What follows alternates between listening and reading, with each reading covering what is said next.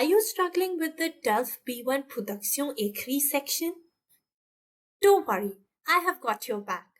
Bonjour, welcome to my YouTube channel. My name is Richa Kausarla and today we will be dealing with the writing section, specifically where we deal with argumentative and narrative writing. These two text types are quite common in the exam, so let's break them down with tips and examples. Let's get started. As you know, this video is part of the free Delft B1 crash course. We have already covered formal email writing as well as informal email writing. If you haven't checked those videos out, I'll attach the links to the same in the description box below. Also, don't forget to hit the like button and subscribe to my channel for more free Delft related tips and tricks. So let's begin.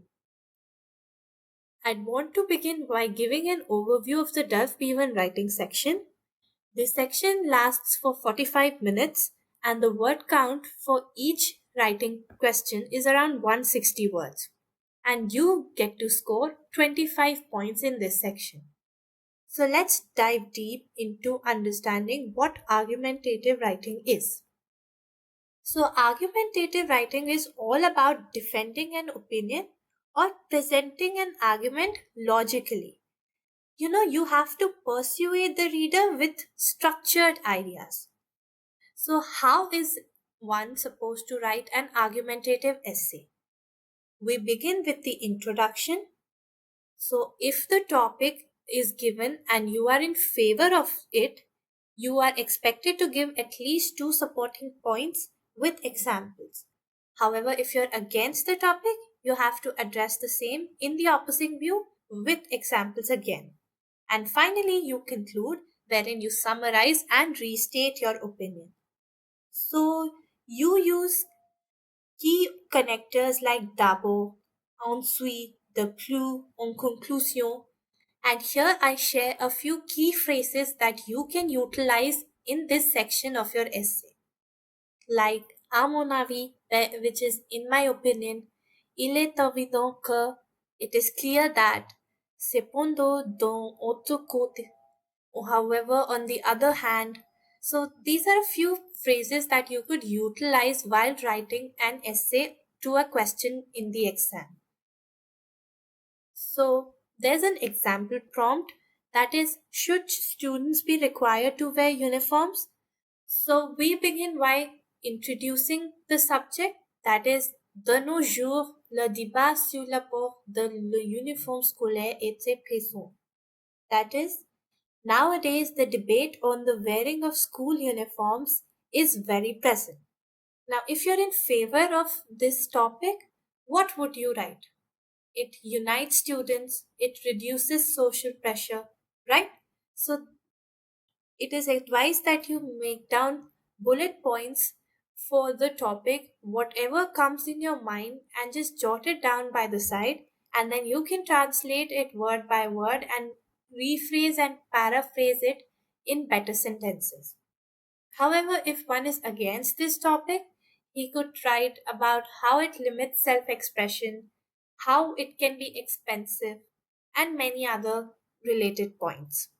And finally, in conclusion, you could say, en conclusion, même si le uniforme a deux advantages, la liberté vestimentaire est essentielle. That is, in conclusion, even if the uniform has advantages, freedom of dress is essential. So, this was a breakdown of a prompt which you could utilize and a method you could use in the exam to answer any question you are thrown at with. So the next is how to write a narrative or a descriptive text. So a narrative text, in you are supposed to story tell. That is, it could be a personal anecdote or an event you need to recount. So the main goal of this writing exercise is to engage the reader by making the story clear and interesting. So what is the structure of a narrative text?